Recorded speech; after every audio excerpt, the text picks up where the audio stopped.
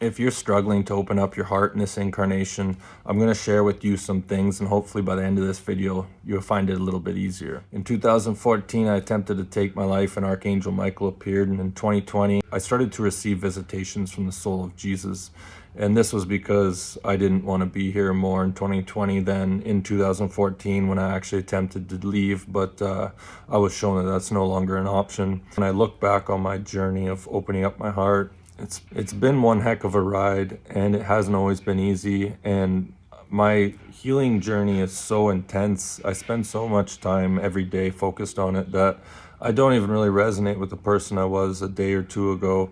So when I look back, I sometimes forget to remember where I came from because I'm so focused on where I want to go that I don't give myself credit. But looking back, one of the things that really caused me to struggle for quite some time was having this belief that you have to prance around and say out loud that this life is beautiful in order for you to be happy, and that's not true at all. You have to realize that you don't necessarily have to love this life and think it's beautiful and be grateful for it, because you can just find individual things throughout it that you find are beautiful. You know, for me, I love the beach, I love the ocean, I love sunsets, I love feeding squirrels and crows every morning, and blue jays and seagulls and raccoons that come around, and the rabbits. I got a new e-bike that I love cruising the seawall on. You know, I find all these things that I do love.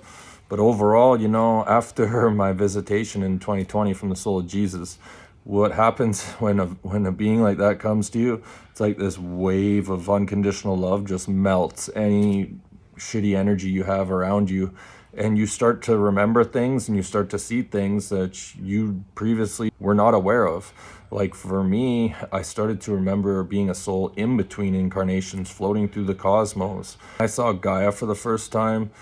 It was honestly one of the worst, energetically speaking, looking planets I'd ever seen in my life. And the first thing I said to myself was, ew, who would want to incarnate there? That's when I had a bunch of Galactic Federation members feed me a bunch of bullshit. But anyways, we all have a definition of God, but for me, I've come to believe that Archangel Michael is the one who created this universe that we find ourselves in, and he was the one who called in ascended masters and light workers to come here. So what you have to remember is that if you don't necessarily like this reality, and anytime someone says give gratitude for this life you're given, it sends shivers down your spine. You know, I do gratitude lists, but you'll never see me write on it, I'm grateful for this life, because I know what other lives are out there. You know, if you've lost someone to cancer and you know that there's other realities where it's a simple sound frequency, it's healed in 3 minutes, regardless of what stage it's in, and you're good to go. You know, you start to remember where you're born into a reality where all transportation is free, and it's free energy. You know, and there's no such thing as being taxed and having to work and having these horrific things put in your food, and people are happy, and you know, you start to remember other realities, and it's like, holy shit, where am I? So don't be hard on yourself if you're on this healing journey and you're like, I can't get myself to be like, I love this life, I love this reality. Archangel Michael didn't call beings here because he thought this place was in a fantastic state. He knows it's a shithole right now. That's not his words, that's mine. But he knows it's in dire need of some balance.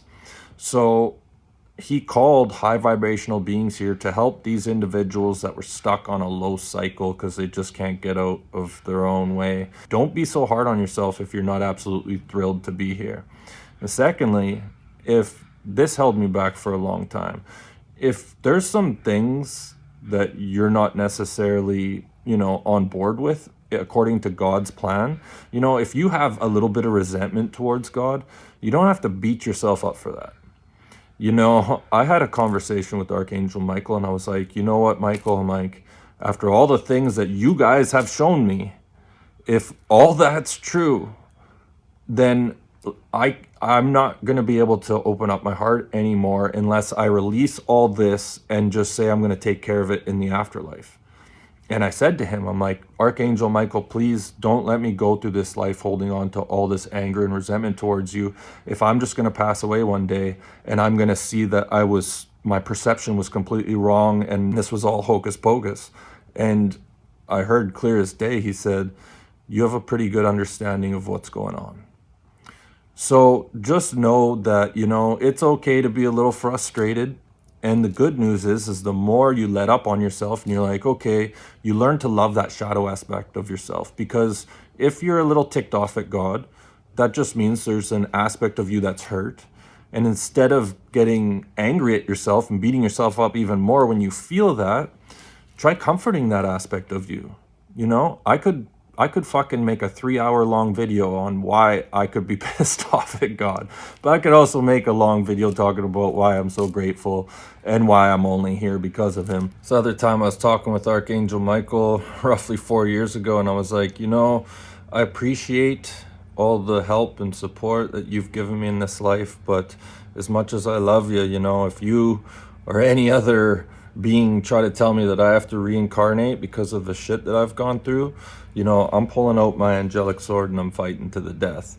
And you could just say that I was shown an image that basically ensures me that I have safe passage in the afterlife. So you have to learn to love these aspects of yourself that feel this way.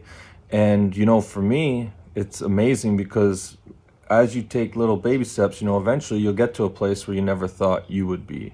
Like for me, I can just have a little squirrel run up beside me now, and it's like I'm in Disneyland. It's like the coolest thing in the world. It's just like looking at this little fucking thing eating peanuts right beside me every morning, staring at me, like not afraid of, well, kind of afraid, but pretty trusting, right? You learn to fall in love with the little things in life. And when I look at where I'm at now compared to where I used to be, because my mentality's changed so much, I don't hold the same resentment towards Archangel Michael for asking me to come here that I once did, and I never thought I would get to the place where I'm at. So it is possible. So, don't beat yourself up along your healing journey. That's just going to keep your heart blocked a lot longer.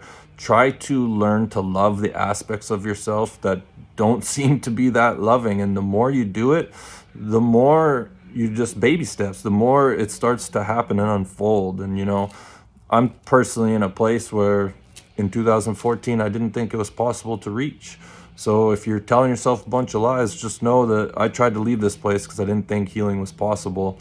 Here I am in a much happier place. I'd like to help more people see this video. Think about hitting that like and share. That's all I got. Thanks for watching.